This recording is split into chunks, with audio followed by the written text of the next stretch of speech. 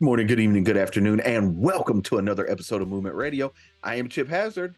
And I am Talon Williams. It is week 13 of Are You Ready for Some Football here on Movement Radio. Chip, before we get into this upcoming week, how'd you feel about week 12? How do you think it all went for you so far? I got a whole tangent to go off on when we Be my get to guest. the Texans. I'll go off on it when we get to the Texans game. Okay. All right. Um, All right. but I mean, all in all, I thought there was some good football played. There was some really bad officiating in a few games this week. Oh, yeah. There's been a plethora of it. Yeah, so I don't get it either, Bubba. I don't get it either. But let's go ahead and let's jump on into it. First game we're going to talk about, if I can get back to the week 12 schedule. There we go. We'll talk about the Friday night game between the Miami Dolphins and the New York Jets. Miami put a hurting on them 34-13 in a game that, obviously, the Jets are not a very good football team right now. A lot of it, which is they say is the inconsistency out of the quarterback position with Zach Wilson at the helm. How did you feel overall about Miami's victory against the Jets? I mean, I really expected the Dolphins to win.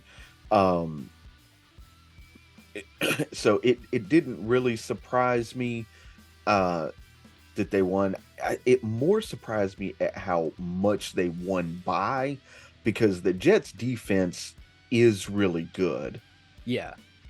And it was Tim Boyle, not Zach Wilson. I do apologize, who was the quarterback Right. of the New York Jets. But yeah, man, Miami pretty much, they scored 17 in one half, 17 in the other half. Garrett Wilson did his best, 7 for 44 to touchdown. But Jalen Waddle and Tyreek Hill just, went off in this game. Both had 8 or more interceptions, over 100 yards. Tyreek with the only receiving touchdowns. Tua did throw 2 interceptions in this game, so it was didn't want to see that happen.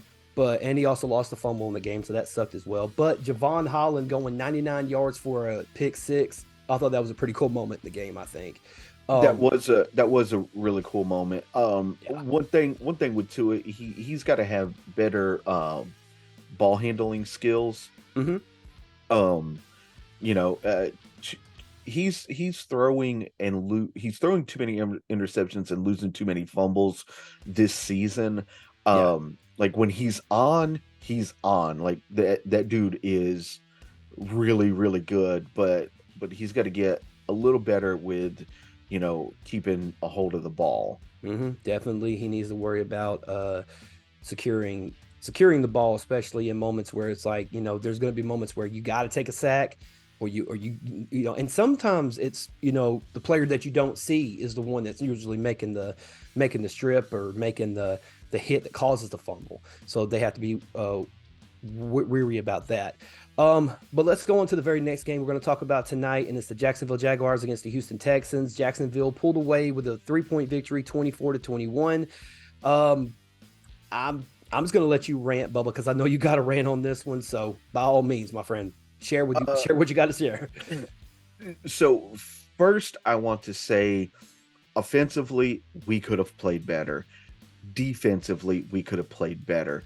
There's one statistic that we put up a goose egg on, and that was sacks. We did not sack Trevor Lawrence once. There was very little pressure. It's I don't understand it, because they've been really good defensively, and I know Jacksonville's offensive line is not that great. Offensively, we went away from the run game and went more passing, which, CJ is a good passer, but when you know that every play is going to be a pass, it's easy to cover that. Yep. So now, what I really want to talk about is I want to talk about the piss poor officiating that happened in this game. Oh yeah. Talk about it. It was very egregious.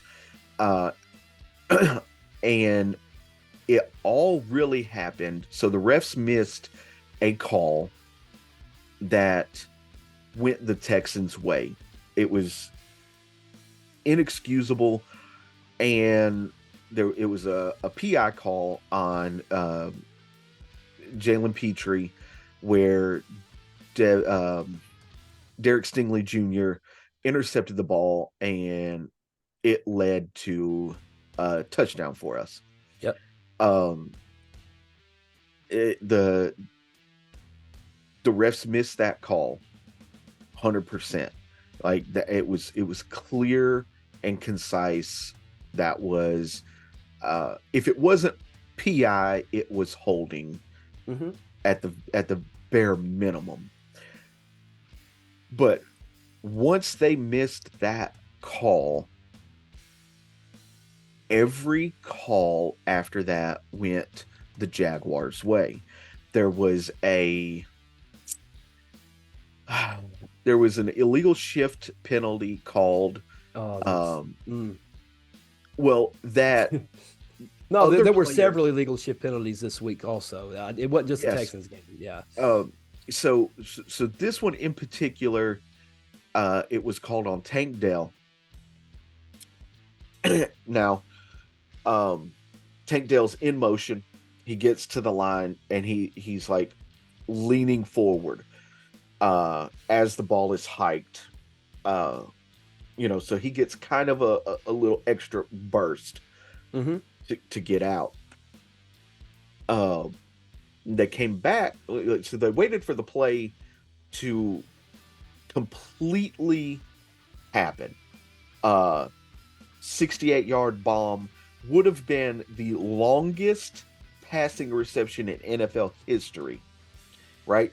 Tank Dell catches the ball, gets tackled, team's moving up, then a flag comes out. Yep. Illegal shift. Now, other players have gone on record since that penalty, and probably the biggest one in the NFL that has talked out about this is Tyreek Hill. Yep. And he said, I do this every game and there's never a penalty. If it's against the rules, then I should be getting penalized as well. Yeah, I agree 100%. There was 3 other pass interference calls against the Texans. 2 on Tavarius Thomas and 1 on Steven Nelson. The one of the ones on Tavarius Thomas was a little like it was a bang bang play, and it could have been, and it couldn't have been. Yeah, it was a bang bang play. So I'll give you that one. Okay. Right.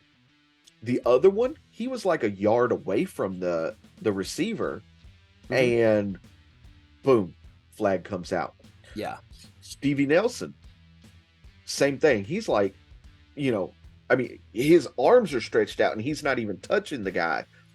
And that's, flag comes out, pass interference. Yeah. And then the probably the biggest play, like, we've got to do better. If we've got super slow motion replay, right? Right. How come a cell phone pitcher on the sideline can get a better shot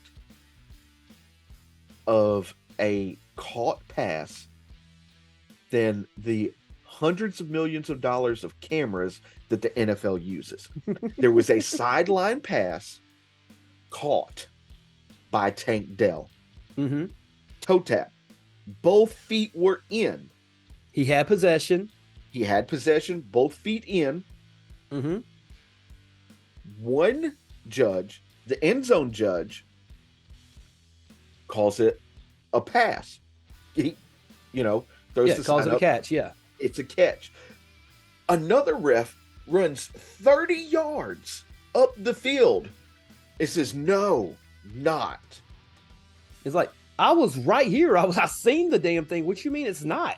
That's crazy to me, man. So not only did we have conflict between two refs.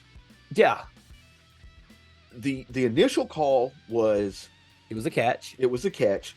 We have a ref run 30 yards up the field and says no.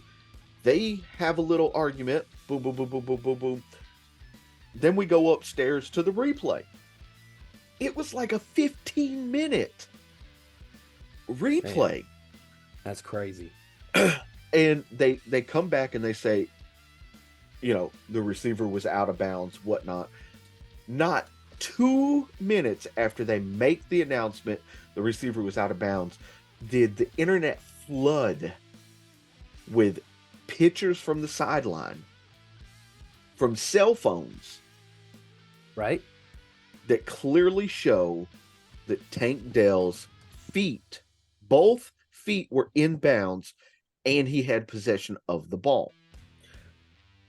So we have got to get better with the ref. The official. Oh, absolutely, Yeah, absolutely. The officiating. Yeah. A lot of the calls, I didn't mean to cut you off, but a lot of the calls that have been made, the pass interference calls definitely need to be addressed. This illegal shift definitely needs to be addressed. The roughing the passer issue needs to be addressed. There was a guy, it wasn't this past weekend, but the weekend before I had talked about it, where a guy went for a tackle on Will Levis and somebody else hit him in the back, which caused that tackler to fall on top of Will Levis by accident, and they charged him with roughing the passer. Because when I hear roughing the passer, I think there's malicious intent behind you tackle. Like if the quarterback throws the ball, it's clearly out of his hands, and you like full force go straight into him and try to put him on the ground. Yeah, that's roughing the passer. But if he's got the ball almost out of his hands and you come in trying to make a play, that's not roughing the passer. Falling on top, now it's like you can't hit the quarterback anywhere but the numbers. You can't go for the legs. If you're scrambling, you can't grab. Of course, you can't horse collar, so you can't grab a hold. It's like, like I remember, man, when back in the day, Terrell Suggs used to fuck up guys like Ben Roethlisberger, just knocking the hell out of them, to where you see Ben Roethlisberger's helmet snap back. And I get it that you're trying to make the game more safe, and I understand that you're trying to make sure that these players have longer careers, and I completely understand that. But yeah, they've turned football into a game of finesse when it's supposed to be a game of physicality. You know what I mean? That's the only thing that pisses me off about today's game, is nobody's physical anymore, because the rules have dictated that you're not allowed to be physical because too many people could get hurt. It's a contact sport. You're going to get hurt. I don't get it, man. I'm okay with it being a game of finesse and not, times have changed, and I still enjoy watching football, and I'm okay with it being a game of finesse and not what we grew up on with the Joe Namath, the Joe Namath leg breaks and all that. Like I'm okay with that. But that was Joe Theismann, not Joe. Joe Theismann. Yeah, I know what you mean. Linebackers also aren't allowed to do cocaine before the game anymore. So that tell you something. Which is a good thing. Which is a good thing, yes. Yes. So I'm okay with that. What I'm not okay with is if you breathe too hard in the general direction of a quarterback, it's a penalty. Yeah. Like, they've got to be able to take some hits too. And, again, if it's egregiously rough, throw the penalty. Yeah. But if if you're running and you just like extend your arms and he goes tumbling down, like I that's probably not roughing the passer. Right. But the last thing I'll say about this is the Houston Texans have officially submitted to the NFL a questionable referee call. I forget what it's actually called, but when there are questionable officiating, you can submit these forms to the NFL and they'll go back and look at it. Right. And what that will, it probably will come to nothing, but it could come to that officiating crew not being able to officiate Houston games anymore. Yeah. So A lot of it is based on like, because you don't want to give off the impression that these guys don't know what they're doing. But if you continuously make egregious calls after egregious calls, yeah, they're going to say, "Wait a second, why are you, you know, refereeing the game differently?" You know, like it's like right, why are you penalizing this team, but you didn't penalize that team for the exact same penalty? You know, and I think it'll come to a head, and I think eventually the NFL will get it right because you know they, well, I say that, and then again they've gotten a whole bunch of other things wrong too, but Mm, that's for a I different think for the debate. NFL to get it right, they have to hire dedicated refs. That their only job is an NFL referee. Right now, these guys that we have refing NFL games, they have a regular job too. Yeah, So yeah.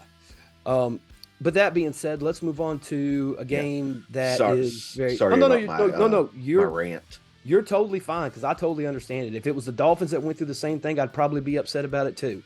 But that being said, we are going to move on to the next game, the Denver Broncos and the Cleveland Browns. Denver surprised the hell out of me and won this game 29-12. You called it, Chip. I'm gonna go and give you credit. You called it.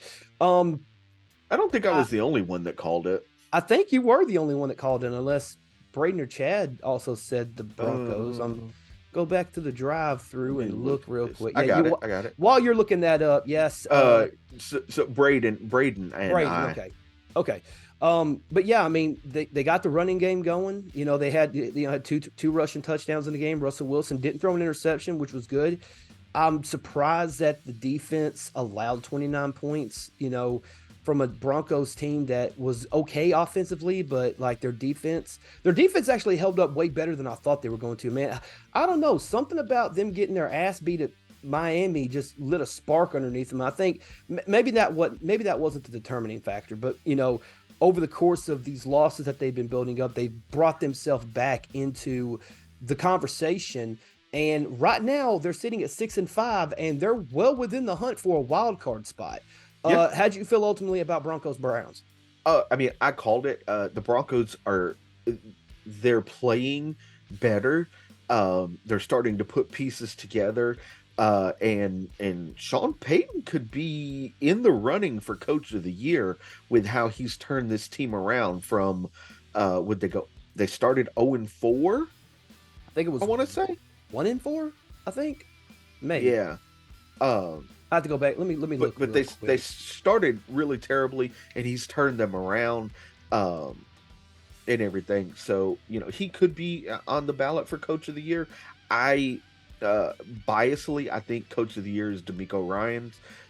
Hmm. Um they typically give it to a coach who wins their division and all that. I get that, but if you look at what the Texans have been over the last 3 years to what they are now, like Hmm. that dude has really flipped that team around. Um, so Yeah. yeah, I mean, I called it. Braden called it as well, but he's not here to defend uh his pick, so I'll defend it for him. Uh, I just think the Browns. Yeah, they've got a solid defense, but if you look, Miles Garrett only got one sack. Yeah, that surprised me the most right there was his lack of productivity on the defense. That's one thing that did surprise me. Well, so is that his productivity being down, or is that the Broncos O line stepping up? Maybe it's a combination of both, because but even in the loss to the even in the loss to the Dolphins, the 70-20 win, they didn't really they didn't really allow a whole lot of sacks on Russell Wilson. So, so their offensive line is somewhat good. Matter of fact, Yeah, it's probably right there in the middle somewhere, because they do give up some big plays every once in a while, but it's very few and far between. Like they give up like the huge plays. exactly, But they've been exactly. doing good. Um, I actually looked it up real quick on the Denver Broncos. Before their 5-game win streak, they were 1-5. One and One five, and five. 1-5 with their lone victory in that stretch against the Chicago Bears, and we all know how good the Chicago Bears are. Sarcasm. Right. But that being said, yes, we're going to move on to the very next game on the docket, which is the Bills Eagles. Yes. Do you want to hold off on that one and talk about the Ravens game first, and then go back to that one, because there's a lot to talk about in that game, because that was a very incredible. Well, fuck it, let's just talk about it. Yeah. So the Bills and the Eagles win 37-34 in an unbelievable, nail-biting, over the top, just amazing game of the week. I think it was game of the week, me personally. Because I watched it, and it was the halftime. Oh God, what's the kicker's name? I should know it. My computer's running slow, so I'm trying to get to it. For which Jake team? Elliott for the Philadelphia Eagles. Yeah, that Elliott 59-yard field goal. Yep, in the rain. Against the wind. Well, somewhat against the wind. The wind was blowing. He hooked it at such a point, dude, to where I thought, if this is probably going to be the closest to the bar that it's going to get, but no, he hit it pretty good, and there was a curve to it, and I was like, oh, I'm leaning with it. Okay, he nailed it. Cool. And then once it went into overtime, we were like, oh, okay, cool. This is going to be good. Jalen Hurts with that run into this was a weird game for me, because Jalen Hurts had such a piss poor performance in the first half, and then he comes out in the second half and throws 3 touchdowns, which I thought was really good. One to Devontae Smith, one to AJ Brown, and one to Obin and Zacharias. Again, really, really great team. Team Vic. That was a team win. If there was ever a team win, that was a team win. What did you overall think about Eagles Bills? Dude, the Bills showed up. And Chad and I a few weeks ago said that the Bills are one of the most wishy-washy teams in the NFL. 1 week you get this, and then the next week you get, them getting blown out. Like, it's just weird. I don't understand it. So I thought all in all it was a really good game, nail biter. Came down to overtime for the win. Jalen Hurts with the walk-off touchdown. Which I still think that they could have. I thought that this might just be me, but I thought that the final, when Jalen Hurts got the ball and had that run, I think that there were 2 opportunities for the Bills secondary to make the play to stop him.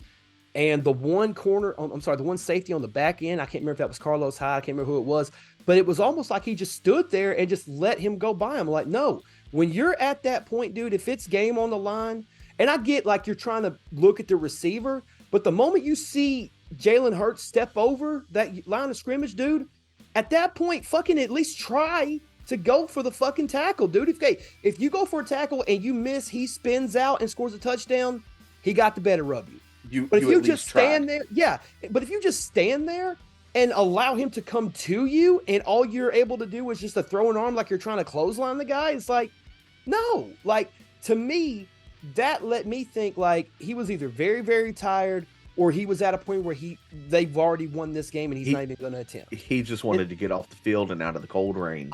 I will never accuse any NFL player of giving up, but I believe what my eyes tell me, and what my eyes tell me was, at that moment, you kind of let him win. You kind of gave up on the play, because you could have at least met him at the 5, 6, 7 yard line and stopped him. Even if you attempted the tackle and he was able to get off of you and go into the end zone, that's one thing. But you didn't even make an attempt, man. What's wrong with you? Because it was, it was a 12-yard run. He could have met him. I get and maybe in his mind he was thinking, maybe he didn't know where the line of scrimmage was, and he sees, I think it was either AJ Brown or DeAndre Smith in the corner. Maybe he was more focused on them, because by the time Jalen Hurts comes up, you kind of see him standing there, but then again, the camera doesn't show where he was. So maybe he was back there with them, making sure. And then maybe by the time he gets up, maybe he did try to make the attempt. And by the time Jalen got to it, he was like, go ahead, because I can't tackle you, Yeah. Or if I do try to tackle you, you're going to end up extending your arm and getting the ball in the end zone anyway. So maybe that was that. I don't know. I don't know. It just looked like he gave up. Yeah. Well, the eye test. The eye test said it looked like he gave up. But, I bet if we went back and looked at it from a different perspective, because all we saw was just a CBS perspective. We didn't see all the other extra camera angles and stuff. Right. But that being said, yes, again, I'll hold true to my guns on this. I think it was game of the week. Really good game, really intense game, nail biter as we call them. But before we jump on to that, let's jump on to our next game that we're going to talk about. This will be the final game we talk about of week 12. And it is the Baltimore Ravens against the Los Angeles Chargers. Ravens come away with the victory, 20-10. Pretty solid victory from the Baltimore Ravens. They are now the number 1 seed in the AFC. Very well deserved. I thought the game was. I'm not gonna lie. At the end of the third quarter, I was like, "Do I really want to watch the rest of this game?" Because it got kind of boring there toward the end of the game. Yeah, even with the 2 touchdowns that got scored. Yeah, it wasn't a very good game. I will say that the Chargers defense, they showed up. The Ravens didn't score in the first. Then they got a field goal and a touchdown in the second, a field goal in the third, and then a touchdown in the fourth. Yep. So the Chargers, they their defense showed up, but their offense has also got to show up. Yes. So I just wish the Chargers would have. I didn't mean to cut you off. I'm sorry, but I just wish that the Chargers would have utilized Austin Eckler a little bit more than 10 carries. Yep. Yep. I mean, 10 carries of the ball, 32 yards. You should have done more with Austin Eckler on that one. Now, a tidbit of trivia for you. I am pretty sure, I'd have to do a little more research, but I think this is the first time where 2 former Texas Longhorn kickers have played against each other. So Justin Tucker, who plays for the Ravens, is a former Texas Longhorn. Cameron Dicker, who plays for the Chargers, is also a Texas Longhorn. Yeah. How did you? While I'm on that subject, because we talked about it. How do you feel about Justin Tucker missing that 45-yard field goal? Dude, that shocked me. It was the first field goal under 50 yards that he's missed in like 10 years or something. Like it was some crazy number that I've seen. It's a rarity that he misses a kick inside of 50. Yeah, it was. My mind, dude. I don't understand. I mean, everybody has an off day. I'll give you that, but right. It's just it kind of threw me for a loop because Tuck doesn't normally miss those. That's kind of a gimme for him. Right. Maybe a lot of people is like, oh, if it's on the 25-yard line, that's a gimme. Justin Tucker, it's like you put it on the 50, it's almost a gimme. You know what I mean? Because dude just has that power. Very few kickers are that good in today's game. Not only does he have power, but he's got some kick-ass accuracy too. Oh God, yes. So he kicked him, Matt Prater. God, there's a lot of them that were really, really good. Is Matt Prater still playing today? Is it for the 40? I'm gonna look that up real quick. Here, I got it. Go ahead. Yeah, I think Matt Prater's still playing. I think it's either the Lions or the Pack. No, he plays for the Cardinals. Cardinals. Okay. Oh wow. I thought he played for the Lions, but he may have played for the Lions. He played for the Lions 3 years ago. 3 years ago. That's probably why I don't remember. He left he started with the Lions in 2006 on the practice squad. Then he went to the Dolphins, the Falcons, back to the Dolphins, and then he got a decent run with the Broncos from 2007 to 2014. And then from 2014 to 2020, he was with the Lions. And then since 2021, he's been with the Cardinals. Okay. All right, so that works out. All right. Well, that is it for the games this week or for last week. We're going to, I guess, let's go ahead and let's jump into the power rankings for this week. Let's Um, do it. I have to say this just because it warms the cockles of my heart. The New England Patriots are the 31st ranked team in the NFL, so suck it. And who's below them, the Bears or the Panthers? The Panthers. Yeah, the Panthers. Yeah. Yeah. Yeah. Suck it, Josh. Anyway. Which is also why Frank Reich got fired. Oh, yeah. You want to talk about that real quick before we get into the power ranks too? I mean, we don't have to talk about it. Well, I know we don't have to, but I mean, it does put. What I'm saying is that it does. Not only did he get fired, but the offensive coordinator, the offensive coordinator. Go ahead. It was like two other people, coaches. like an assistant, I can't remember, coach, something like that. Like they're cleaning the house there, dude. They're cleaning the whole entire block. Like it ain't just a house; they're cleaning the block out. And and then the other big news we talk about real quick is Aaron Rodgers. Aaron Rodgers, this guy has officially been put on the 21-day wait list, so he can practice.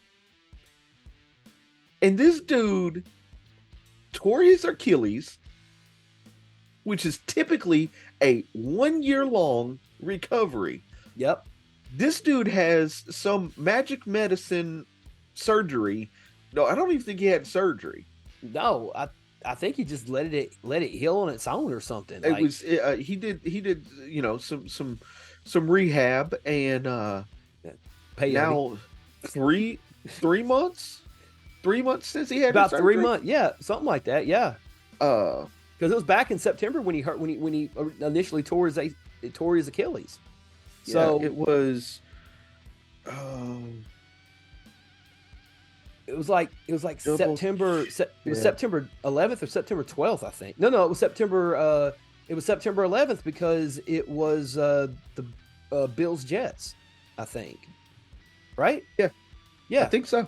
Yeah. So from September 11th of this year up until the day, or as of yesterday, which would have been November 28th, that.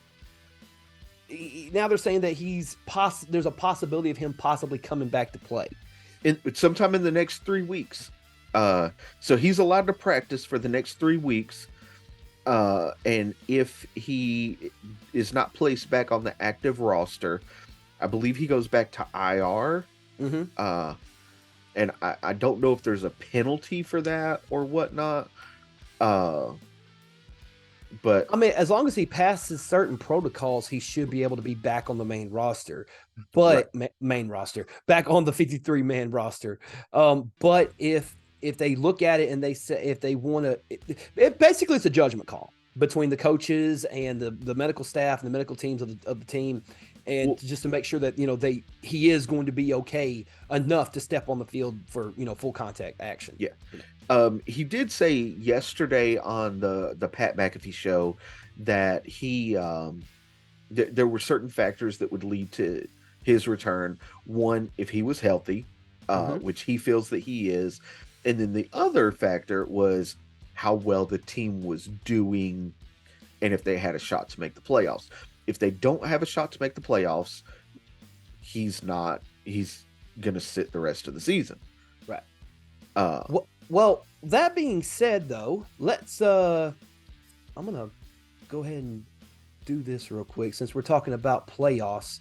Well, playoff standings. Let's hit that power ranking real quick. Okay, we'll hit the power ranking real quick. As always, again, it warms the cockles of my heart. New England Patriots at 31. But as we scroll up, we find that the Denver Broncos have jumped 2 spots from number 17 to number 15 in the rankings. The Houston Texans, due to their loss from Jacksonville, have dropped down 1 spot to number 11. And now the top 10. At number 10, we have the Cleveland Browns at 10, dropping down 1 spot. The Pittsburgh Steelers jump up 4 spots to the number 9 spot. The Detroit Lions, a little high for them. I think it is too. The Detroit Lions drop 5 spots down to the number 8 position. Number 7, bumping up 1 spot, are the Jacksonville Jaguars. At number 6, Again, staying at 6 for it feels like weeks now, the Miami Dolphins. At number 5, bumping up 2 spots, are the Dallas Cowboys. At number 4, bumping up 1 spot, are the Kansas City Chiefs. At number 3, bumping up 1 spot, are the San Francisco 49ers. At number 2, staying at 2, is the Baltimore Ravens. And number 1, again, staying at 1, are the Philadelphia Eagles. How do you feel overall about these current power rankings? I've said it multiple weeks now. I think the Texans are too high. They're doing really good, but I think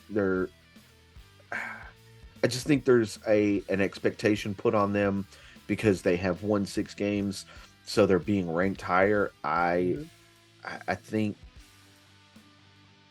they should be, probably about 15 or 16, like middle of the pack.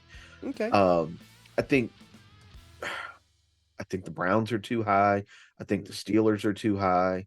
I think Philly's right where they're supposed to be, obviously. I think Baltimore's where they're supposed to be. San Francisco and the Chiefs are kind of interchangeable at this point. I think you can go 1 or 2, either or is fine. I think the Chiefs are, I think the Niners are better than the Chiefs right now. Okay.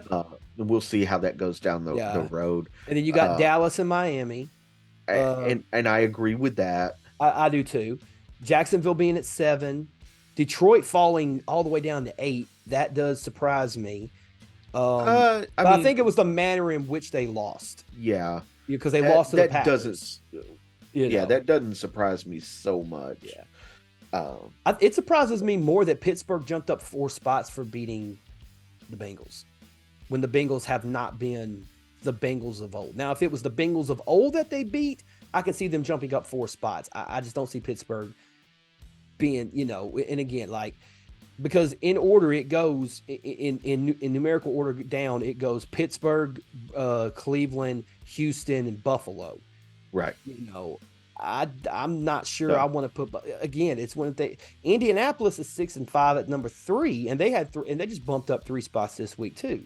Right. So, but again, it's one of them things where we'll see what happens. But in terms of playoffs, where their playoff seating is right now, yes, if I can go to that real quick. I'm supposed to have here we go, playoff picture. Here we go. So as of right now, if this computer will pop up the damn playoff picture on the screen for me. Yes, playoff picture. Not tiebreaker procedure. There we go. Okay, sorry. My computer is running a little bit slow, ladies and gentlemen. I do apologize. Who is this? Oh.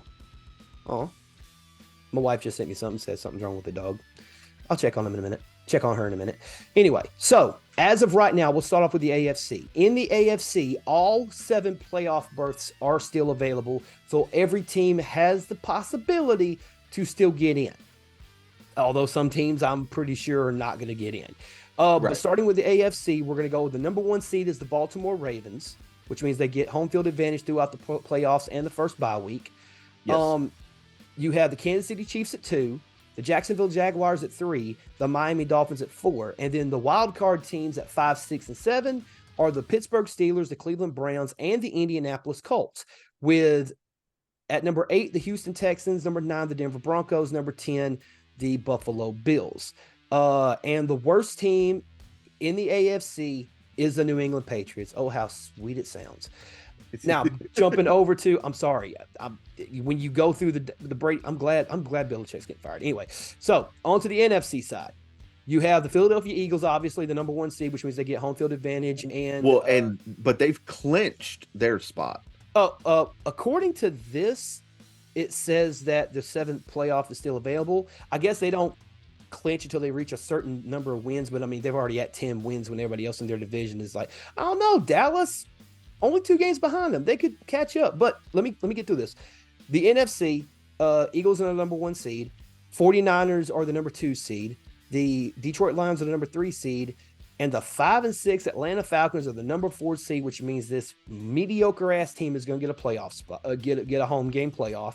Followed by the Dallas Cowboys, the Seattle Seahawks, and the Minnesota Vikings round out the wild card. And then you have the Packers, the Rams, the Saints, and the Buccaneers that are on the bubble. And the worst team in the NFC is the Carolina Panthers as of right now.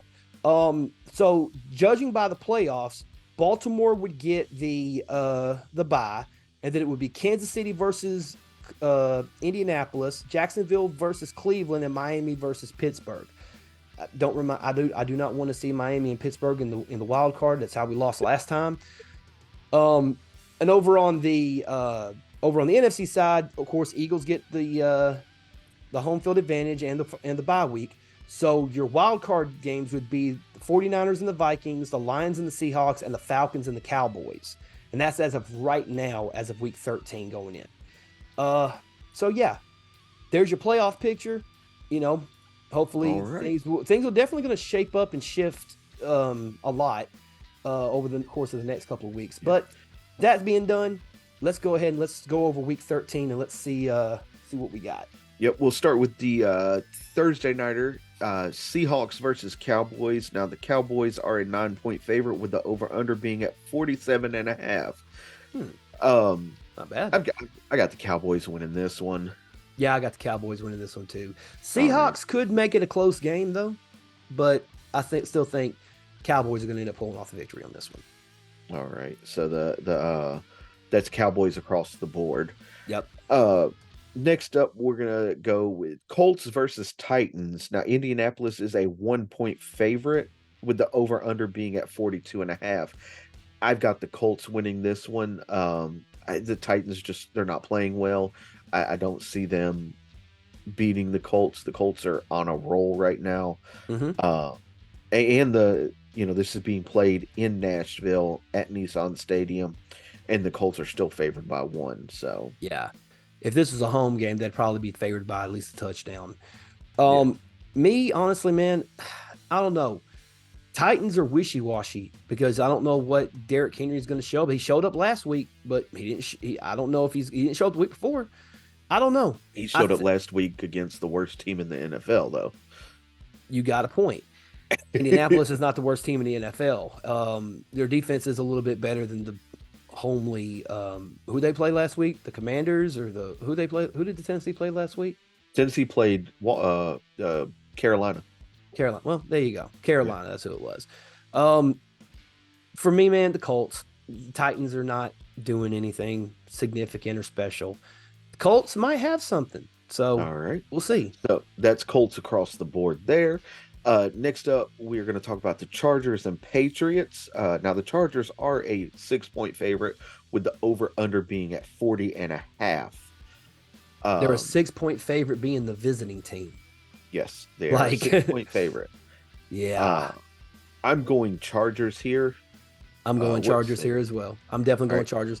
The fact that I'm looking at a 4-7 team, but I don't think that their record is indicative of how good or how bad this certain team is, because I do think they got great players on this team. They just need to figure out a way to bring things together, and you can definitely do that against this New England team that is literally falling apart at this point. Yep, so that's Chargers across the board there. Next up, we got the Detroit Lions versus the New Orleans Saints. Now, Detroit is a 4-point favorite in New Orleans, and the over/under is 46.5. I do have the Lions pegged to win this one. I think they're going to take that Packers loss personally and take it out on the Saints. I definitely think they're going to take it out on the Saints. Saints are going to make it tough for them, though. I think it's going to be the closest game of the week. So I still got the Lions winning, but it's going to be a very, very close game. All right. Next up, we got the Falcons. Who did everybody else pick? That was Lions across the board. My apologies. You're good. So next up, we got the Atlanta Falcons versus the New York Jets. Atlanta is a 3-point favorite. Now, this is be played in MetLife Stadium, and Atlanta's coming in a 3-point favorite with the over/under being at 33.5. A little low, but okay. I've got the Falcons pegged to win this one. I don't know. It was kind of a toss-up for me. And I'm gonna ride with my boy Bijan, even though they're not using him properly in Atlanta, and They say, go ahead. No, I was going to say they used him pretty good this past week. He had a lot of good touches and a touchdown this week. So, Yeah. well, last week. So, I think they'll do good with him. And obviously, they're using who's the wide receiver? Michael Pruitt. There we go. They used him pretty good. Yeah, I definitely think they need to get Drake London and Kyle Pitts more involved. If Kyle Pitts can act like the fucking 4th overall pick in the draft, but whatever. Well, that was a couple of years ago, though, right? Yeah, it was a couple of years ago, but you would think he'd be more involved at this point. He's not he's not an elite tight end like what everybody expected him to be. He's not. Yeah. He's just he's a glorified offensive tackle, to be honest, because he doesn't get the targets, and when he does get the targets, he doesn't capitalize. I cannot put Kyle Pitts in that. I wouldn't even put Kyle Pitts as a top 10 tight end right now, to be honest with you. There's plenty of people I'd take over Kyle Pitts at the tight end position, but that's for a different conversation. Other than that, man, the Jets have a really great defense.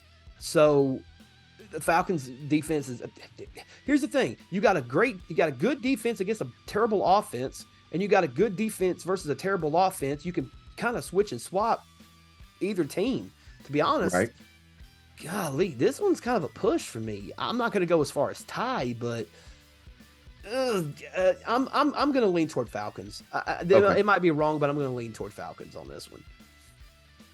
So that was Falcons across the board, except for Braden. Okay. Except for Braden. Braden picked the Jets to win that one.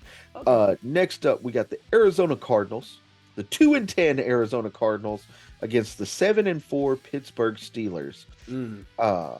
Now, Pittsburgh is a 5.5-point favorite, with the over/under being at 41.5, and I do have the Steelers pegged to win this one. I got the Steelers pegged to win it too. I still don't have any faith in the Cardinals as a franchise, as a team. Even though Kyler Murray's back, and Chad, I know you love Kyler, brother, but ever since he's been back, they haven't really done anything significant or special. So yeah, they won one game with him. One game, which is the same as they won with Josh Dobbs. I want to see that. You're making my point for me. I want to see him do something special. I want fucking Drew Brees with rocket strapped to his feet. That's the guy I want. The little 5'9" quarterback that can do all these great things. Won the Heisman Trophy, 1st overall pick in the draft, all this good shit. Where's that guy? He don't exist. He don't exist anymore. So next up, we got the Miami Dolphins versus the Washington Commanders. Miami is a 9.5-point favorite, with the over/under being at 49.5. Was that Steelers across the board, by the way? It was. Okay, just want to make sure it was. Didn't know if Chad decided he wanted to go with the Cardinals for whatever reason. I know he ain't that stupid, but give or take. Yeah. As for Dolphins Commanders, Yes. Dolphins. And that's Dolphins. That's Dolphins across the board there. How many points we score on Washington? I don't know. Give or take. I think the game will be closer than people think. Yeah, I still think we're gonna put up at least a 30 piece on them. Yeah, probably not as much as the Broncos game. But a good bit. All right, next up we got, speaking of the Broncos, we have the Denver Broncos versus the Houston Texans. Now, Houston, and this is played in Houston. Houston coming off of a loss. The Broncos probably being the hottest team in the NFL right now. They are. Houston is favored by 3.5, with the over/under at 47.5. You already know where I'm going. I'm rocking with my Texans. I think they're going to win this game. They're going to take that Jaguars loss personally, which it 100% was. And I'm not going to say we're going to blow out the Broncos, but I think we beat the Broncos. Man, this is the one game that I was going back and forth on the most. Well, no, I take it back. There was this game and then another game we're going to talk about later on. This game Huh? In my opinion, this game should be a primetime game. Oh, it should definitely be a primetime game. I mean, and it has potential to be game of the week.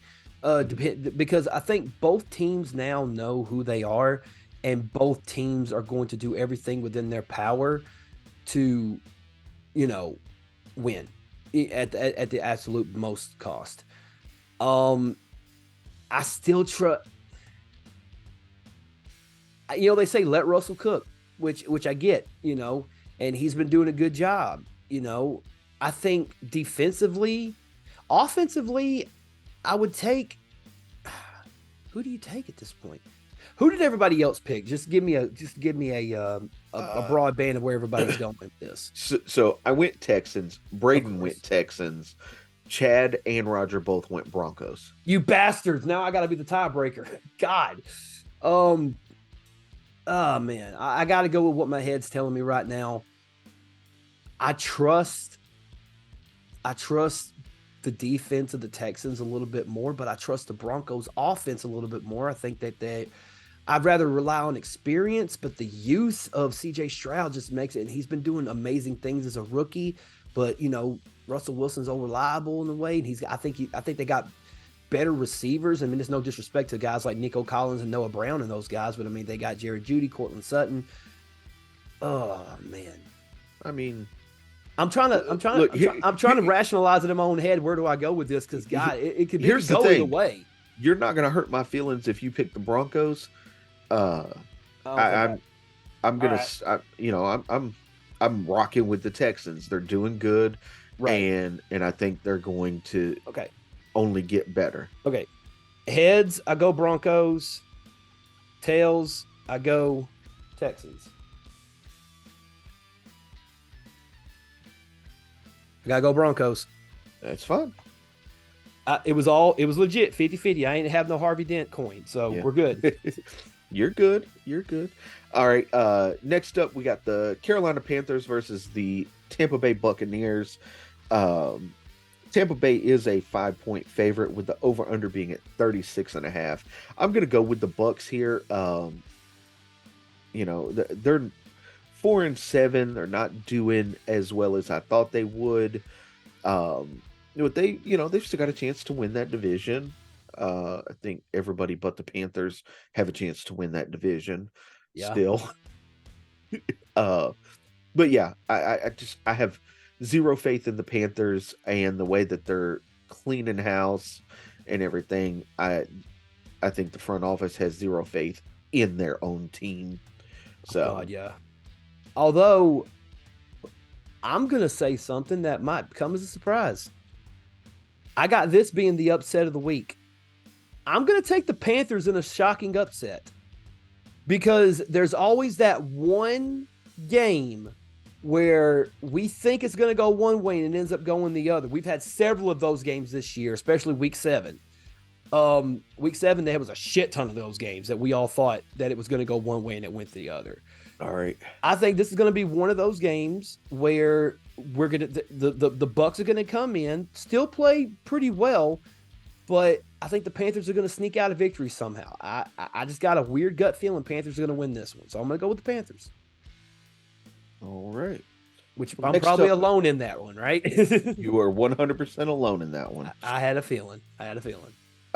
Next up, we got the Cleveland Browns versus the LA Rams. It is still LA, right? Yes. They ain't moved back to St. Louis just yet. I'm just saying it's still LA, right? It's coming. With all the teams moving in, or all the teams leaving and going to Vegas, I wouldn't be surprised if the Rams... Well, it's all the Oakland teams that are moving to Vegas because the Oakland Athletics are moving. The Raiders already moved. I don't think Oakland ever had a hockey team, but they got one in Vegas now. Well, and they lost the Golden State Warriors too. Well, yeah, they just moved a couple of miles down the road to San Francisco, basically. So it's still Golden State, regardless. It's just the Bay Area, basically. So it's still, it's still California Bay Area. It's still Golden State, so it's fine. Now the Rams are a 3.5-point favorite with the over under being at 39.5. I am going to go with the Rams here. This is one of those, it was a pick 'em for me. Hmm. Uh, I once the Browns lost Deshaun Watson, they literally started playing down. Hmm. Um, so I think the Rams pick up a victory here. Uh, but it's not going to be. It's going to be super close. I think it's going to be super close too. I got to lean toward the Rams too, man. I mean, they had a good victory last week, and I was the only one that called the Rams beating the Cardinals last week, so I take pride in that one. Although I did pick the Browns to beat the Broncos, and that didn't turn out too well for me. Although I don't want to sit there and say that could the Browns come out and be like, man, we lost to the Broncos, man, fuck the Rams, we're gonna fuck them up. You know, that might happen too. It could. But Uh, but I'm still leaning toward I think the Rams are going to have a pretty. I won't say they're going to have a. They're definitely going to have a difficult time against this team, especially with the defense that the Browns have. But right. I'm still going to go Rams. I think Rams could pull off the win. Braden is also going Rams. However, Chad and Roger are going to go Browns on this one. That works. So, next up is yeah, what I think could be game of the week. What should be the primetime game?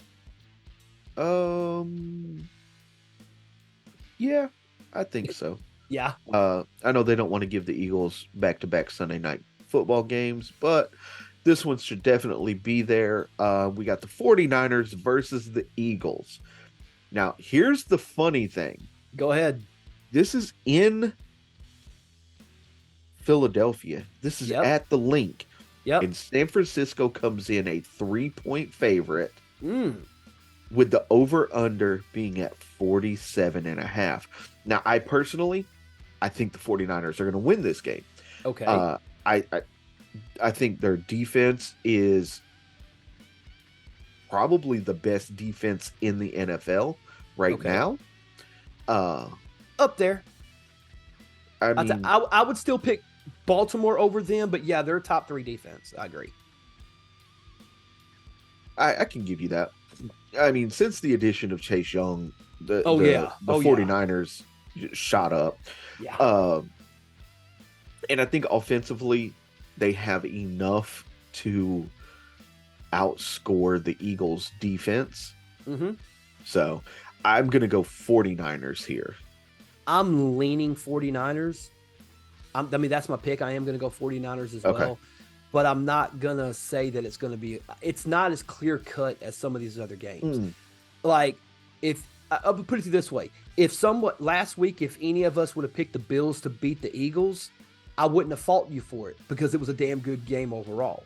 Right. So if the Eagles win this game, I'm not going to feel too bad that I picked the 49ers because both of these teams are really, really good. To me, I don't really see this as an underdog versus favorite. They are, to me, they're the 2 best teams in the NFC, so they're kind of on equal footing. The only difference is, San Francisco had that unfortunate, 3-game losing streak, which none of us saw coming, but that was mostly due to the injuries of the really good skill players that they had. But now that they have those skill players back, now that they got back Deebo Samuel, now that CMC is running better, now that we got Brandon Ayuk, George Kittle's back. Like, there's a whole plethora. And with Chase Young, the addition to the defense, I really think that it's going to be a very, very close game. Do I think it's going to – I don't think either team's going to blow the other team out. I can't see I don't think so. happening.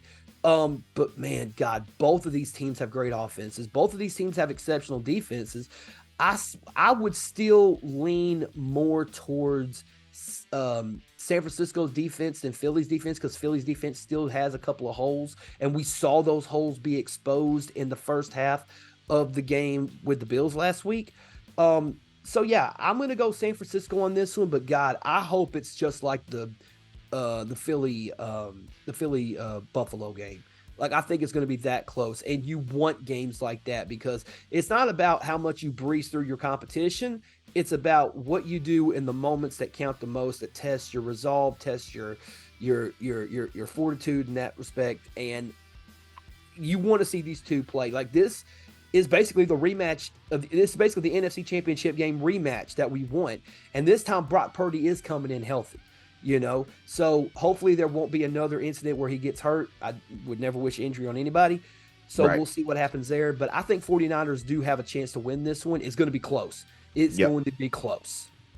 Roger is also going 49ers. We know Chad's going Eagles. Of course. Yeah. And I don't fault him for that at all. Me neither. Me neither. Me I neither. mean, it will not surprise me if the Eagles come out and win this game. Right. I just Right. think the 49ers are going to. Right. That's why. That's that's- why I said I don't think that this is a underdog favorite kind of thing. I literally think this is a pick 'em because both teams Yeah. are freaking amazing. And Braden is also going Eagles. So Braden and Chad Eagles, you, me, and Roger 49ers. Works for me. So moving on from that, we have our Sunday night football game.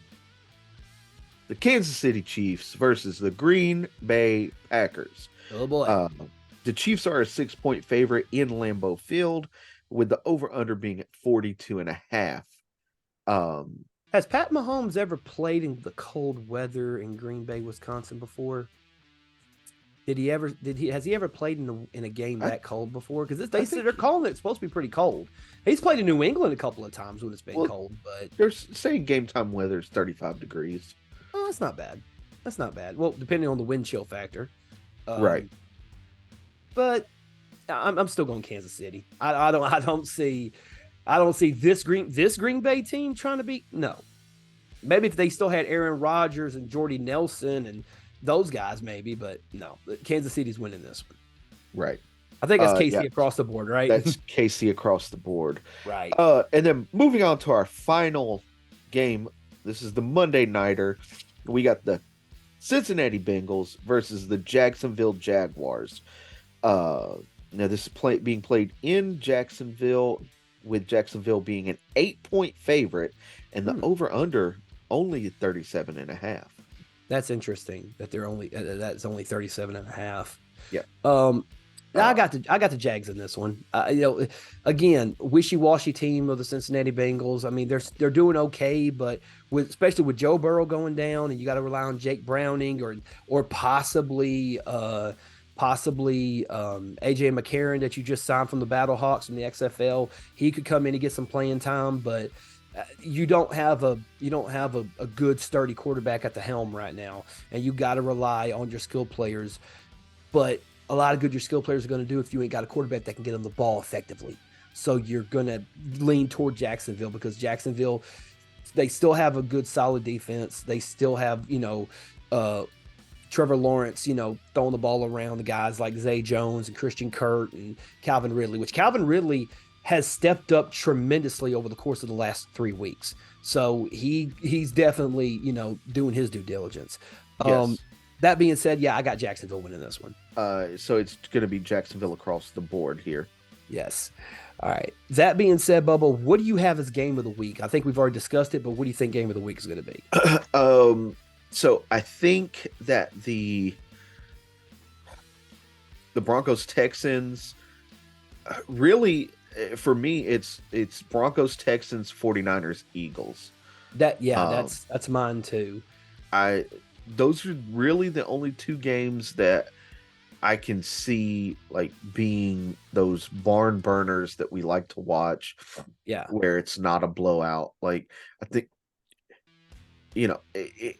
for me, it comes down to like when I'm looking at our picks and I see like we didn't all across the board pick the Eagles to beat the 49ers.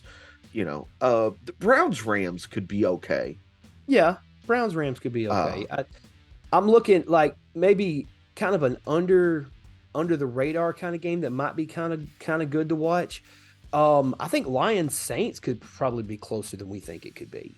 It could be. Even though the Lions, even though it's Lions across the board, I still feel like the Saints are good enough to give the Lions some headaches, so they could possibly do some damage. Seahawks Cowboys could be a decent. Yeah. It'd be the first decent Thursday night game we've had if they actually come through and try. Although it would be interesting to see the Seahawks beat the Cowboys. I would laugh my ass off on that one. Oh, I would. Yes, I would definitely. Yes. Yeah. So, all right. Oh, with that being said, please do not leave without leaving a like, comment, share, and subscribe. right here on Spotify and YouTube. Also, make sure you check out streamlabs.com/movement radio/merch and go copy some merch. Check us out on all of our social media platforms, Facebook, Twitter, Instagram, and TikTok. And thank you guys so much for tuning in tonight. Let us know what some of your picks are. Leave them in the comment section below. And, you can agree or disagree. It's okay. America. That being said, thank you guys for tuning in tonight. I am Chip Hazard. I'm Talon Williams. And this is Movement Radio. God's plan.